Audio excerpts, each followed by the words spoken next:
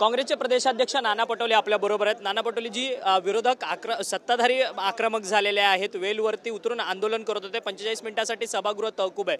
काल सर्वपक्षीय आरक्षणासाठी बैठक झाली, त्या बैठकीमध्ये तुम्ही विरोधक म्हणून बहिष्कार घातलेला होता।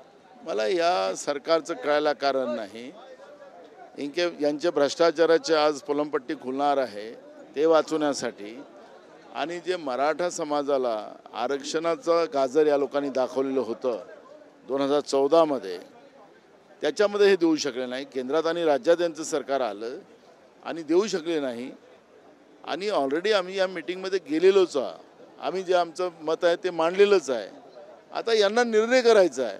मुख्यमंत्र्यांनी गुलाल उधळलेला होता। यांचे एक मंत्री जे आहेत त्यांच्या मंत्रिमंडळातले ते ओबीसीच्या आंदोलनाला जातात आणि तिथं म्हणतात की आम्ही नाही चालू देणार। तर यांच्या मंत्रिमंडळातच एकमत नाही तर विरोधकांवर आरोप करायची काय गरज आहे? तुमचे विरोधक देखील ओबीसीच्या आंदोलनाला जातात। स्वतः विजय वडेट्टीवार अनेक आंदोलनामध्ये जरांगे पाटलांच्या आंदोलनाला वडेट्टीवार गेलेत आणि ओबीसीच्या आंदोलनाला वडेट्टीवार। विरोधी पक्ष नेते म्हणून जे काही आंदोलन असेल त्या आंदोलनाला भेट देणं हे दायित्व आहे। यांचं म्हणणं काय नेमकं ते समजून घेणं आमचं दायित्व आहे। तर त्याच्यामध्ये विरोध काय? पण यांचे मंत्री त्या आंदोलनात उतरलेले आहेत। यांच्या सरकारमध्ये तरी एकमत आहे का? त्याचं उत्तर या सरकारने द्यावं। पण जे राजकारण हे लोक करतात आहेत, स्वतःचं पाप लपवण्यासाठी करतात, ते स्पष्ट होत आहे। राज्याला आज केंद्रात सर्वोत्कृष्ट कृषीप्रधान राज्य म्हणून पुरस्कार मिळते। राज्यामध्ये बेरोजगारी त्याचसोबत शेतकऱ्यांच्या आत्महत्या वाढलेल्या असताना कृषी मंत्री आणि मुख्यमंत्री दोघेही पुरस्कार स्वीकारण्याकरता जातात। शेतकऱ्यांच्या सगळ्यात जास्त आत्महत्या देशामध्ये कुठं असेल तर ते महाराष्ट्रात आहे।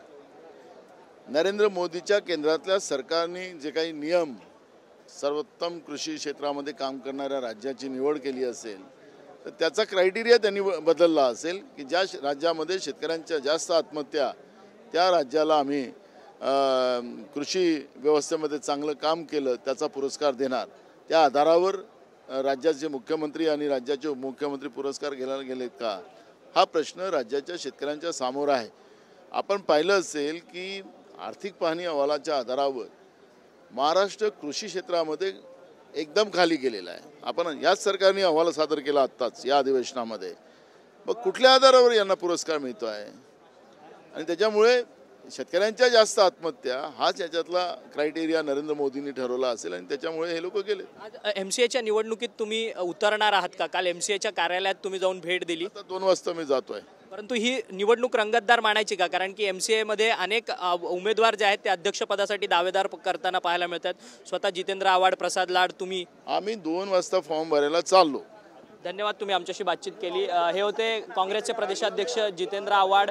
हे दुपारी नाना पटोले हे दुपारी 2 वाजता एमसीएच्या संपूर्ण कार्यालयामध्ये जातील आणि अध्यक्षपदाच्या निवडणुकीच्या संदर्भात स्वतः फॉर्म भरणार आहेत आणि ही निवडणूक देखील रंगतदार होईल असं मत जे आहे ते काँग्रेसचे प्रदेशाध्यक्ष नाना पटोले यांनी आपल्याशी बोलताना व्यक्त केलेलं आहे। व्हिडिओ जर्नलिस्ट रोहनसह अक्षय मंकणी, TV9 मराठी, मुंबई।